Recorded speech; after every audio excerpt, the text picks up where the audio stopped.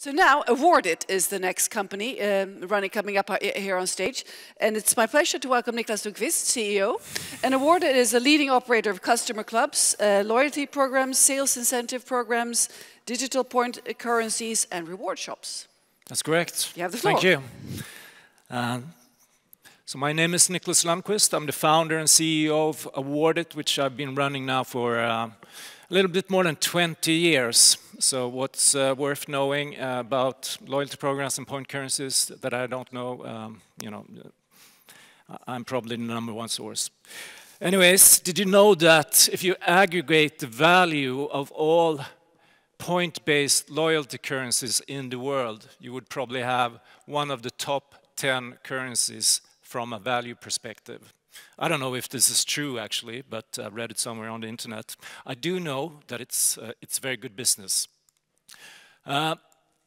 Awardit in brief. Today, we're the largest company and platform for setting up and running loyalty programs, incentive programs, and gift card programs in the Nordics.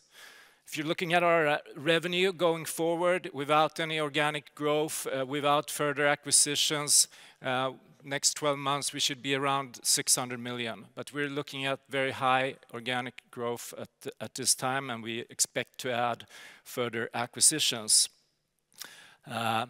We provide a software as a service toolbox for setting up and running all these types of programs.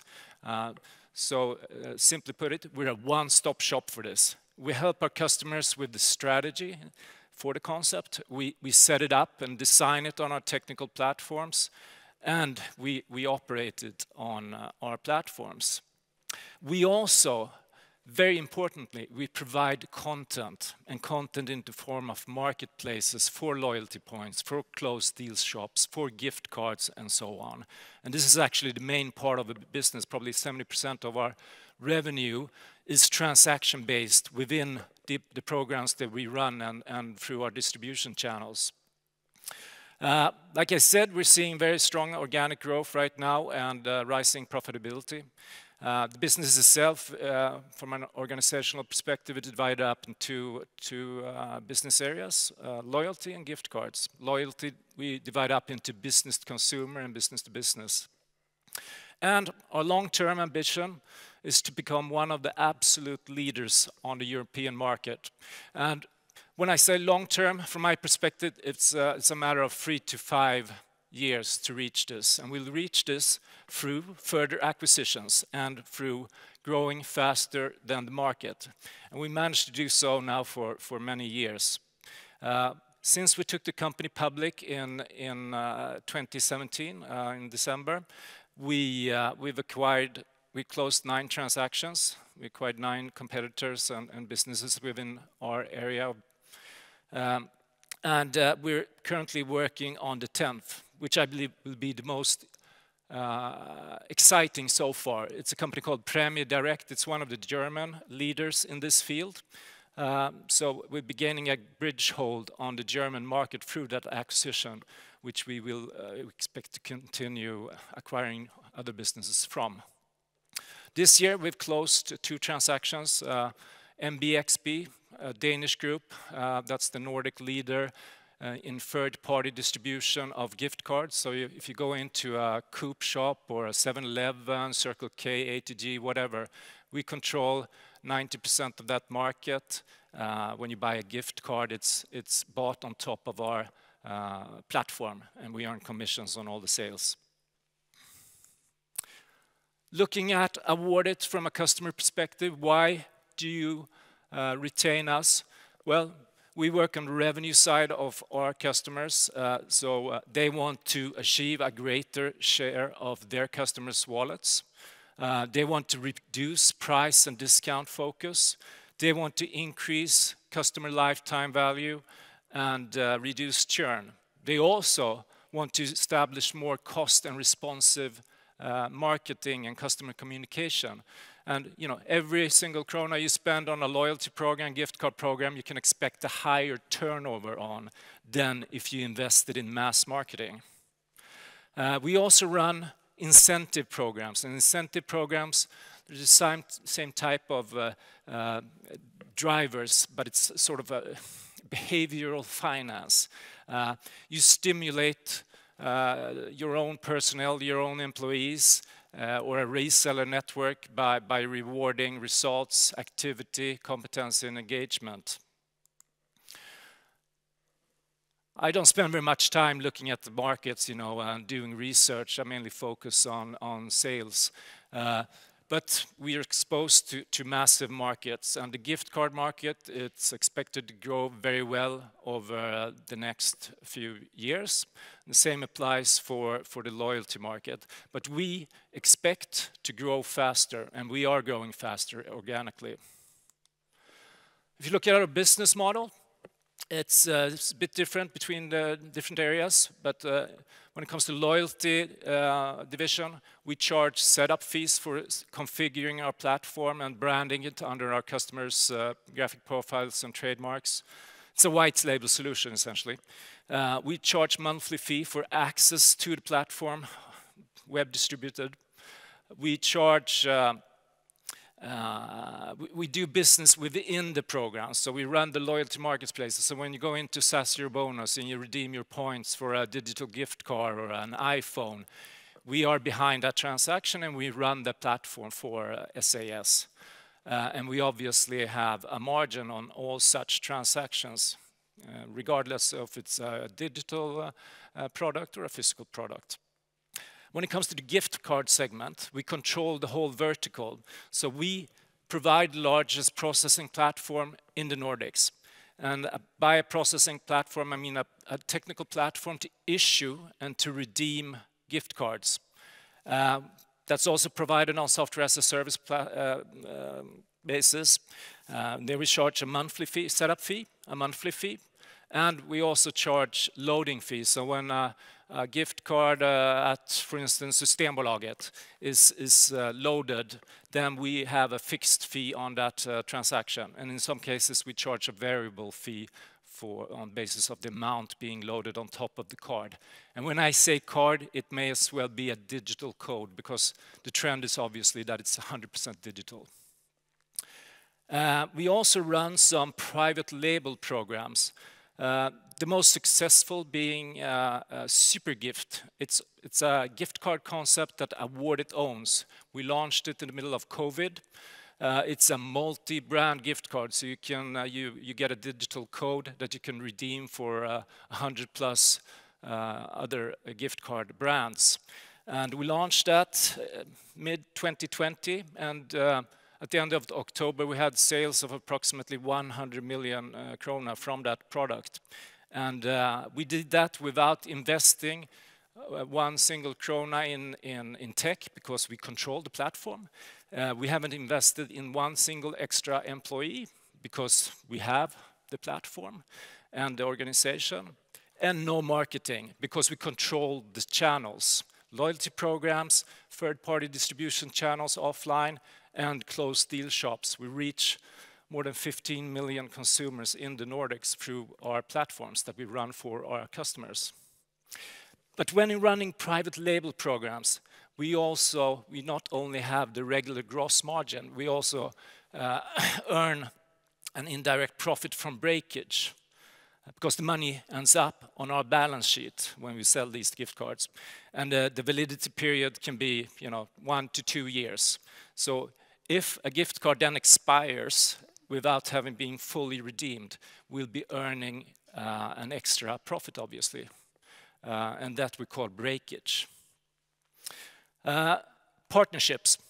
We have a network of 500 plus external partners that, let's say that you run a loyalty program on top of our platform, and you want to make it possible for your members to earn points not only from your business, but from a bunch of external partners as an added value to the program. We enable that. We have the network, we tailor it for the need of our customers, and we track all the transactions based on affiliate networks, ad hoc integrations, and open banking. Open banking is something we launched this year. It's a very effective way to track transactions in these networks, because we don't need to do any technical integration in ERP system and point of sale systems. So we launched, or we published our Q3 last Friday, and we've seen a growth rate in the third quarter of 110%. 24% of that is organic. Actually, if you adjust it for non-recurring revenues that we had at the third quarter last year, it's around 60% organic. We saw an increase of a profit of 96%, 74% being organic. We saw an improving gross margin. We're currently working hard with integrating our latest acquisition, which we closed in July. It's a company called The Inspiration Company. And it's interesting to note that their OpEx is twice as high as Awardit, so we expect a lot of cost-saving synergies there. We have an ongoing acquisition, Prämie Direkt in Germany. We've concluded the due diligence phase, and we expect that we'll be able to close the transaction in probably December. What we see, we're negotiating the SPA right now. Supergift, like I said, it's developing very well. We're beginning to see breakage in the third quarter. We saw 0.4 million. Based on that breakage percentage we saw in the third quarter, and you apply it to the sales that were made in the fourth quarter last year, and looking at the fourth quarter this year, we expect 2.6 million to be added to our profit from breakage solely. We still have some parts of our business that are COVID effective, mainly the Danish group, MBXP. It's lagging a bit, so it's very exciting to follow the development of that during the fourth quarter, because in mid-October we were back on pre-COVID levels there. We expect that our latest acquisition will bring in around 4 to 6 million in the fourth quarter on an EBITDA level. Like I said, gross margin has been improving over time. The same applies for our EBITDA margin, and our adjusted EBITDA margin third quarter last year compared to this year was up from around 12 to 17%. A few words about Prämie. It's one of the leading loyalty companies on the German market. It's a very strategic acquisition for us. Like I said, we hope to close it. And we'll be adding hundreds of customers on the German market through that acquisition. And we believe that we'll be able to continue building with new acquisitions on top of that. They had a revenue of 18.7 million euros last year and a profit of around 1.2. This year is expected around 20 million in turnover and probably a bit less than 2 million in EBITDA. It's debt-free, 35 employees. We're paying 17.5 million euros. On an average for the acquisitions we've made, we paid around 8 to 9 times the EBITDA. To give you a feeling of how we pay for this transaction, according to the term sheet, it's 3.5 million euros in Awardit stock, which is obviously the most valuable asset that I have. So it's it's a great honor to be paid in Awardit shares.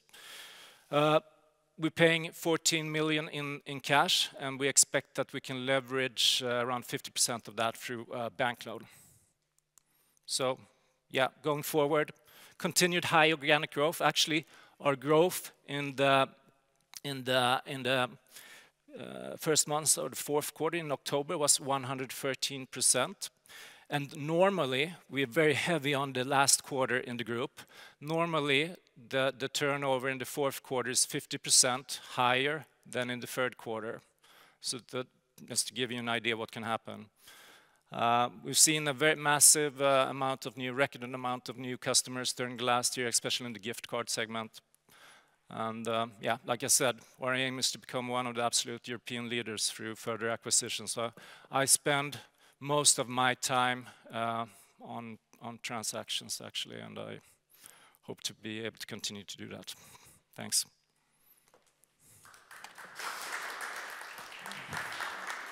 Thank you very much, Niklas. Thank you. A question, are you worried that more and more consumers are turning to larger retail platforms like Amazon instead of standalone retailers, and how is that affecting you?